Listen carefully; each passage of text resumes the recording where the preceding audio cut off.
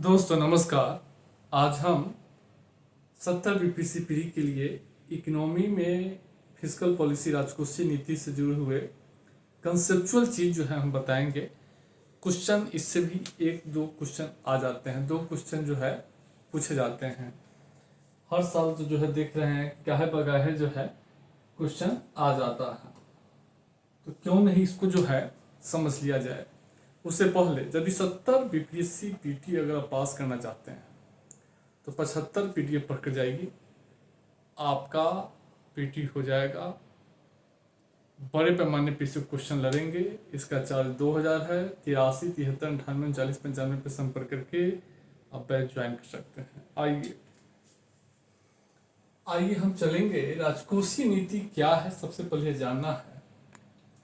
देखिए, राजकोषीय नीति जो होती है, शब्दों से जानते होंगे राजकोष।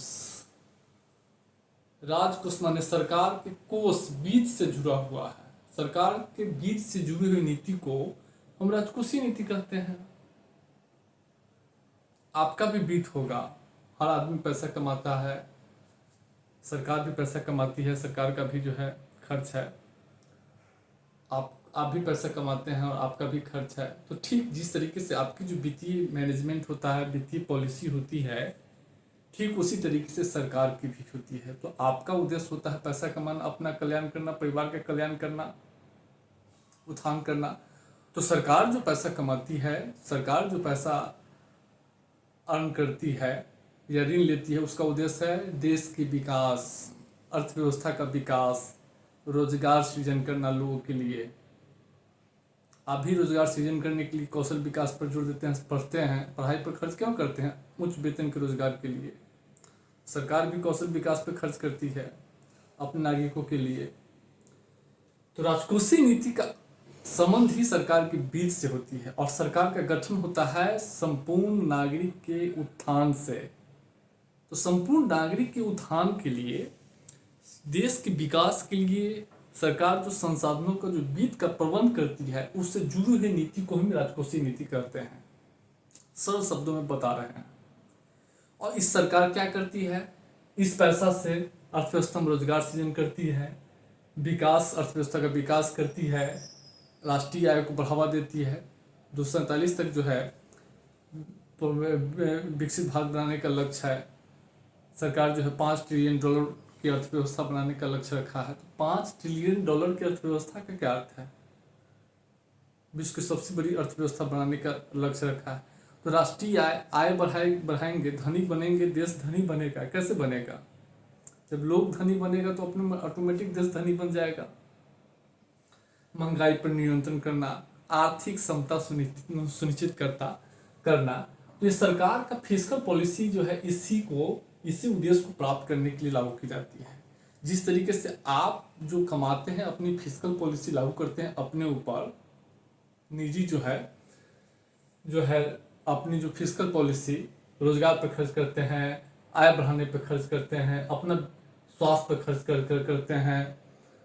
उसी तरीके से जो है सरकार का भी यही होती है, और सरकार का संपूर्ण बीज से जुड़ा हुआ नीति को ही राजकोषीय नीति कहते हैं।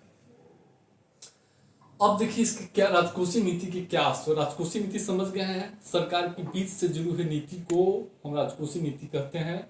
इसके माध्यम से सरकार अर्थव्यवस्था में, देश में रोजगार का सृजन करती है, देश का विकास करती है, देश के आय बढ़ाने पर जोर देती है, महंगाई को कंट्रोल करती है, और अर्थव्यवस्था में आय स्थिरता, समता सुनिश्चित करती है।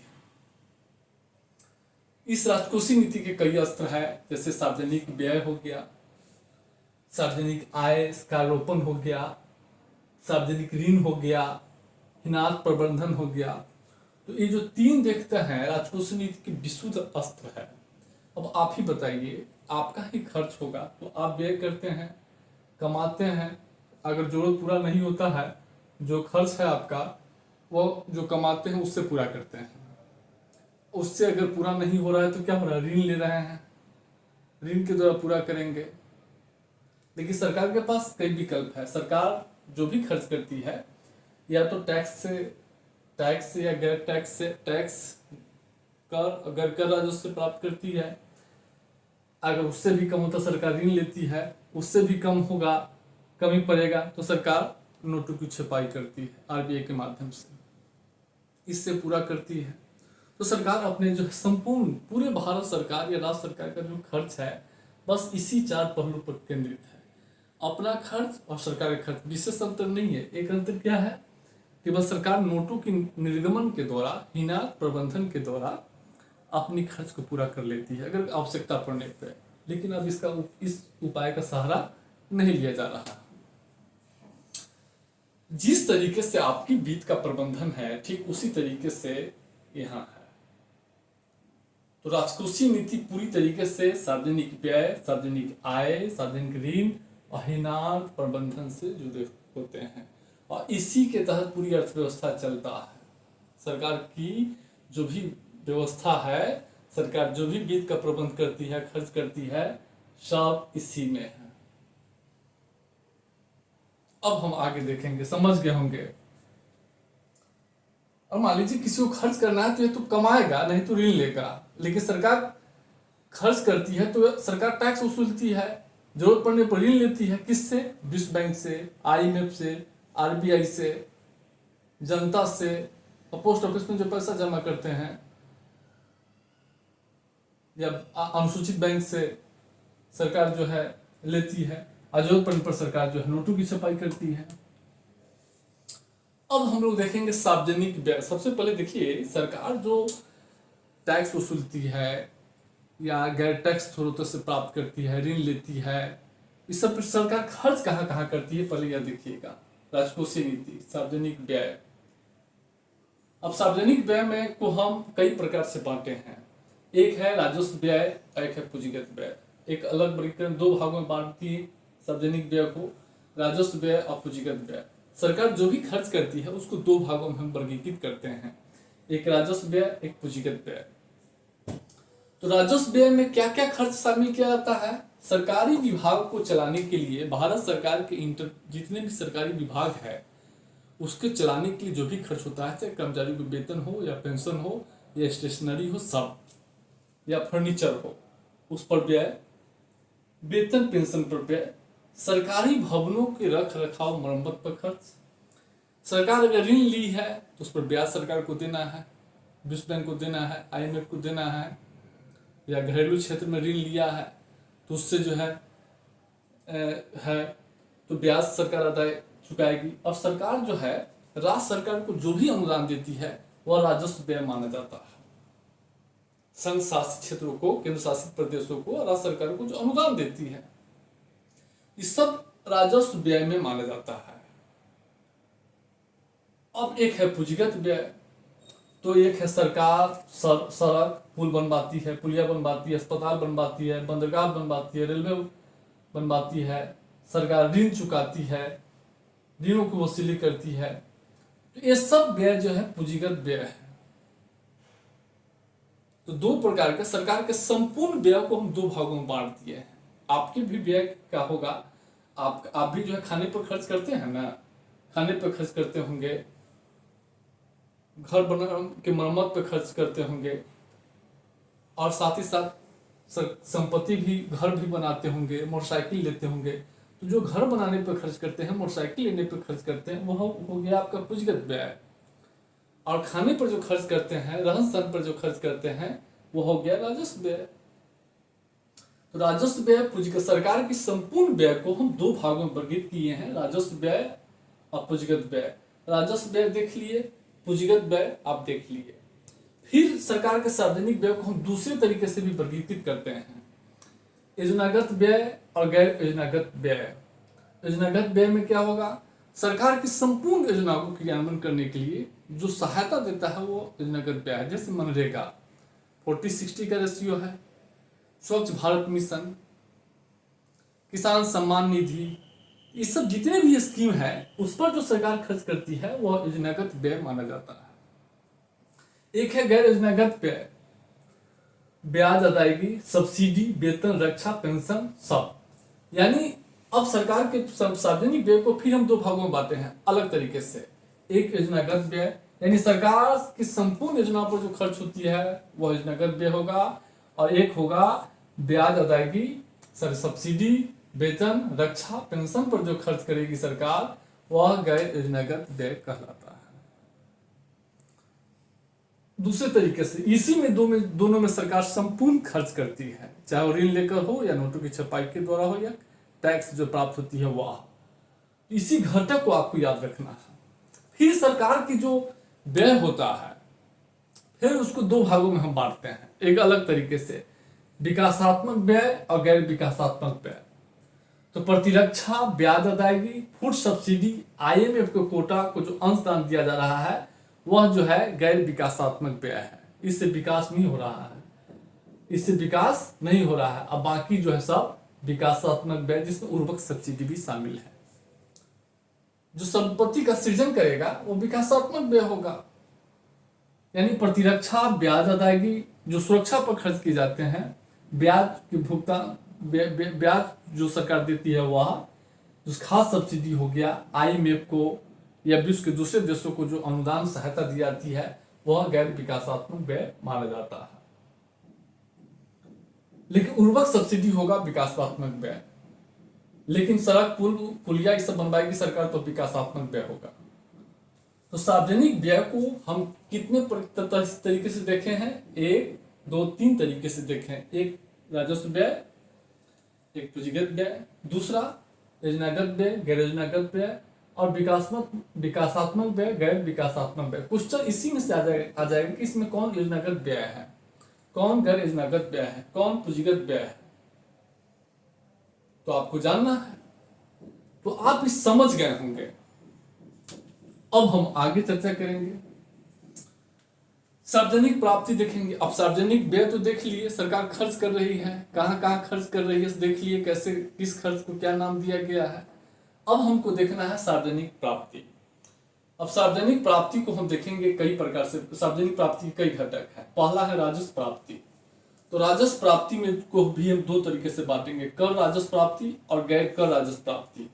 कर राजस्व प्राप्ति को भी दो भागों में है, प्रत्यक्ष कर, अप्रत्यक्ष कर। आयकर, कॉर्पोरेट टैक्स है, ये प्रत्यक्ष कर हो गया, GST हो गया अप्रत्यक्ष कर। तो सरकार जो टैक्स से जो पैसा लेती है वह कर राजस्व हो गया, सरकार की आय हो गई। गैर कर राजस्व में क्या होगा कि सरकार ब्याज प्राप्ति करती, सरकार अपने कर्मचारियों को ऋण देती है, सार्वजनिक उद्यमों को ऋण देती है, बैंकों को ऋण देती है, उससे ब्याज सरकार को मिलता है। सार्वजनिक क्षेत्र के उद्यम है, चाहे बैंक हो या NTPC हो या कोल इंडिया हो, ये सब सरकार को कमा के पैसा देती है। चाहे LIC हो, GIC हो, सब सरकार को कमा के पैसा देती है। ये सारे सार्वजनिक क्षेत्र के उद्यम, बैंक जो है लाभांश सरकार को देती है, सार्वजनिक उद्यम देती है। UPSC या अलग अलग सेंट्रल एग्जाम होता है, उससे फीस के रूप में, लाइसेंस के रूप में, बंदरगाह शुल्क के रूप में, पर्यटन के रूप में, किराए भाड़े के रूप में सरकार को प्राप्त होती है। गैर कर राजस्व प्राप्त हो गया। अब उसकी एक पूंजीगत प्राप्ति है। पूंजीगत प्राप्ति में क्या है? उसके 3 पार्ट है। एक है कि ऐसी प्राप्ति जो केंद्र सरकार के दायित्व में वृद्धि लाती है, लायबिलिटी में वृद्धि लाती है। तो वो हो गया ऋण। सभी प्रकार की जो सरकार ऋण लेती है वह जो है पूंजीगत प्राप्ति में शामिल होगा, चाहे वो विदेशी ऋण हो या किसी देश से लिया गया ऋण हो या किससे, IMF, विश्व bank, Asian development bank, BRICS new development bank, इससे लिया गया ऋण हो या विदेशी सहायता हो, किसी देश से लिया गया सहायता हो, ये सब पूंजीगत प्राप्ति है, क्योंकि उसको देना है। दूसरा है कि सरकार संपत्ति बेचकर जो है संसाधन जुटाती है, जैसे विनिवेश, कोई सार्वजनिक उद्यम बेच दिया, अभी एयर इंडिया बेचा सरकार, तो उससे जो प्राप्ति होगा वो भी पूंजीगत प्राप्ति होगा, लेकिन वो संपत्ति बेचने से प्राप्ति होती है। एक है राजस्व अधिक। देखिए सरकार की राजस्व प्राप्ति जो होती है, राजस्व प्राप्ति यानी राजस्व व्यय से अधिक राजस्व प्राप्ति है, तो जो अधिशेष होगा वह पूंजीगत प्राप्ति माना जाता है। तो पूंजीगत प्राप्ति 3 तरीके से है। एक ऋण हो गया, संपूर्ण ऋण, दूसरा संपत्ति बेचने से सरकार को प्राप्त होता है, और एक राजस्व अधिक से होता है। इस सार्वजनिक प्राप्ति है, यानी सार्वजनिक व्यय, सार्वजनिक प्राप्ति देख लिए, यही सरकार का खेला है। सरकार इनसे प्राप्त करती है, सार्वजनिक व्यय पर खर्च करती है, यही सरकार है। अब हम लोग देखेंगे, आप समझ गए होंगे राजकोषीय घाटा क्या होता है? तो किसी एक वर्ष में सरकार की संपूर्ण ऋण प्रदर्शित करता है, यानी सरकार की संपूर्ण व्यय माइनस राजस्व प्राप्ति, जो देयता सृजित न करने वाला पूंजीगत प्राप्ति। देयता सृजित न करने वाला पूंजीगत प्राप्ति क्या हो जाएगा? राजस्व प्राप्ति, जो विनिवेश से प्राप्ति और जो राजस्व अधिक है। यानी सरकार एक वर्ष में अपनी आवश्यकता को पूरा करने के लिए कितना जो है ऋण प्राप्त किया है, जो ऋण प्राप्त किया है वही राजकोषीय घाटा प्रदर्शित करेगा। राजकोषीय घाटा प्रदर्शित करता है कि सरकार जो अपनी आवश्यकता का कितना प्रतिशत ऋण लेकर जो है एक वर्ष में पूरा किया है। समझ रहे हैं? सरकार संपूर्ण व्यय माइनस राजस्व प्राप्ति, जो देयता सृजित न करने वाली पूंजीगत प्राप्ति, यही होगा। मान लीजिए संपूर्ण व्यय अगर 100 करोड़ है और राजस्व प्राप्ति जो है कितना, मान लीजिए 60 करोड़, और जो देयता सृजित करने वाले 20 होगा, तो कितना हो गया? 100 माइनस 80 बराबर 20 करोड़। 20 करोड़ राजकोषीय घाटा होगा, यानी 20 करोड़ सरकार एक साल में ऋण लेकर सरकार खर्च किया है। तो आपकी भी जो है अपनी एक वर्ष में अगर ऋण लेके कोई आवश्यकता पूरा किए होंगे तो वह राजकोषीय घाटा आपका होगा। राजस्व घाटा क्या होता है? कुल राजस्व प्राप्ति माइनस कुल राजस्व व्यय। अगर कुल राजस्व प्राप्ति कुल राजस्व व्यय से कम हो, यानी व्यय से कम है प्राप्ति, राजस्व प्राप्ति, तो वह जितना कम होगा, जितना शेष बचेगा वही राजस्व घाटा होगा। और राजस्व प्राप्ति समझ गए, राजस्व व्यय समझ गए होंगे। प्राथमिक घाटा क्या होता है? राजकोषीय घाटा माइनस ब्याज अदायगी। अब क्या किया है कि सरकार राजकोषीय घाटा और माइनस, अब ब्याज के लिए भुगतान भी दिया होगा, ऋण जो लिया है उस पर ब्याज भी दिया होगा सरकार, तो ब्याज घटा देंगे। ब्याज घटा देंगे तो क्या होगा? अब जैसे संपूर्ण व्यय में ब्याज अदायगी भी ना होगा राजस्व व्यय में, तो राजस्व घाटा में से ब्याज अदायगी घटा दीजिएगा, जो बचेगा वही प्राथमिक घाटा होगा। प्रभावी राजस्व घाटा क्या होता है? राजस्व घाटा माइनस पूंजी संपत्ति के सृजन से संबंधित अनुदान। अब मान लीजिए राजस्व घाटा माइनस पूंजी संपत्ति, मान लीजिए हो सकता है सरकार जो है राज्य सरकार को अनुदान दिया है और उससे सरकार राज्य सरकार भूमि भवन बना रहा है, या चापाकल हिलाने के लिए किसी नागरिक को जो है सहायता दे रहा है, तो संपत्ति हो गया, तो वो अनुदान घटा दीजिएगा, जो बचेगा वही प्रभावी राजस्व घाटा होगा।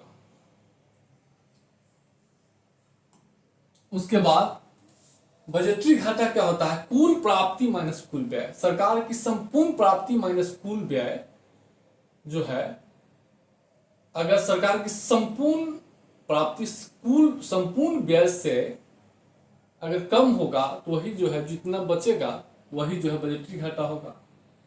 समझ रहे हैं? यानी कुल राजस्व प्राप्ति जो कुल पूंजीगत प्राप्ति माइनस कुल राजस्व व्यय जो कुल पूंजीगत व्यय, जो माइनस होगा वही जो है बजटरी घाटा होगा।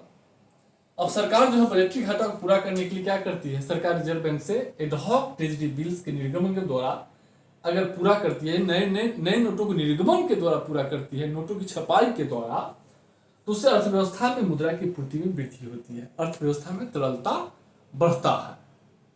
मुद्रा की अर्थव्यवस्था में क्या होगा? तरलता बढ़ेगा। अब हम लोग देखेंगे, अगर मान लीजिए सरकार को मंदी को कंट्रोल करनी है तो सरकार क्या करती है? मंदी क्यों आता है? मंदी में क्या होता है? उत्पादन ठप पड़ जाता है, बिक्री नहीं होती है, चारों तरफ बेरोजगारी फैल जाता है। तो अर्थव्यवस्था में जान लाने के लिए क्या होता है कि सरकार कर की दर में कमी करती है। कर की दर में कमी होगी क्योंकि सामान बिक नहीं रहा है, तो सरकार टैक्स की दर में कम करेगा, तो लोगों के पास पैसा बचेगा, उस पैसा से लोग सामान खरीदना शुरू कर देगा। जब सामान खरीदना शुरू करेगा तो ऑटोमेटिक बिक्री शुरू हो जाएगी। जब बिक्री होने लगेगी तो उत्पादन होने लगेगा, और उत्पादन होने लगेगा तो लोगों को रोजगार मिलने लगेगा। सार्वजनिक व्यय में वृद्धि करती है सरकार। अब सार्वजनिक व्यय में वृद्धि करेगी तो कहां होगा? आप देखिए,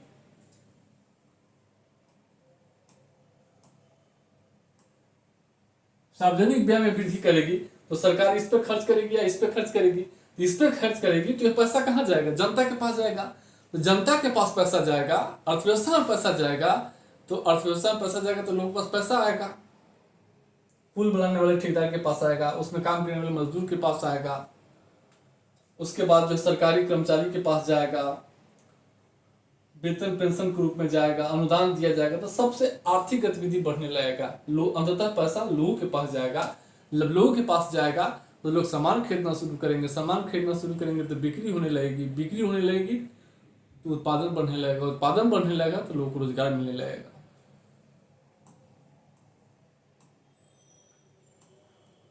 तो मंदी को कंट्रोल करने के लिए, समाप्त करने के लिए सरकार कर की दर में कमी लाती है, सार्वजनिक व्यय में वृद्धि लाती है। लेकिन महंगाई को कंट्रोल करने के लिए, अर्थव्यवस्था में तेजी लाने के लिए, तेजी को कम करने के लिए क्या करती है सरकार? कर की दर में वृद्धि करती है, सार्वजनिक व्यय में व्यय को कम करती है। अब मान लीजिए महंगाई है, महंगाई क्यों है? लोगों के पास पैसा अधिक है, मुद्रा की पूर्ति अर्थव्यवस्था में अधिक है, तो अब लोगों के जेब से पैसा सरकार निकालना शुरू करेगी। तो लोगों के जेब से पैसा कैसे निकालेंगे? आप 5 रुपए के सामान को 7 रुपए क्यों देना चाहते हैं? क्योंकि आपके पास पैसा अधिक है और सामान की पूर्ति नहीं है, तो हम आपकी जेब से पैसा ही निकाल लेंगे। सरकार अपने राजकोषीय नीति के द्वारा आपके जेब से कैसे पैसा निकालती है? कर की दर में कम वृद्धि कर देगी। जहां आयकर की दर 20% था उसको 30% कर देगी। जब कर की दर में कमी करेगी तो आपके पास पैसा कम बचेगा, तो आप सामान कम खरीदेंगे, और सामान खरीदने के लिए पैसा कम होगा, सामान का दर क्या होगा? ऑटोमेटिक कम हो जाएगा। सार्वजनिक व्यय को कम करती है। अब सरकार अर्थव्यवस्था में खर्च ही नहीं करेगी, तो खर्च नहीं करेगी तो लोगों के पास पैसा ही नहीं जाएगा, और जब लोगों के पास पैसा नहीं जाएगा तो सामान कैसे खरीदेंगे? सामान आप खरीदबे नहीं करेंगे, सामान सस्ता होने लगेगा, तो महंगाई ऑटोमेटिक कंट्रोल हो जाता है। तो इसी के द्वारा जो है अर्थव्यवस्था में जो है महंगाई और तेजी को, मंदी और तेजी को नियंत्रित किया जाता है। और एक है तटस्थ राजकोषीय नीति। देखिए, तटस्थ राजकोषीय नीति ऐसी होती है, इस दोनों में जो राजकोषीय नीति उपयोग की जाती है उसको हम क्षतिपूर्वक राजकोषीय नीति कहते हैं। किन्स इसको नाम दिया था। और एक ऐसी होती है कि जब स्वतंत्र बाजार व्यवस्था होता है, जहां संसाधनों का आवंटन जो है मांग और पूर्ति की शक्ति द्वारा होता है, और उसमें राजकोषीय नीति की कोई भूमिका नहीं होती है। ऐसी स्थिति में राजकोषीय नीति को तटस्थ राजकोषीय नीति या अहस्तक्षेपक राजकोषीय नीति कहा जाता है। मुझे उम्मीद है कि इस वीडियो को बहुत अच्छा समझेंगे और पूरी हम फिस्कल पॉलिसी को बेहतर तरीके से समझाने का प्रयास किए हैं। कंसेप्चुअल आप देखिएगा।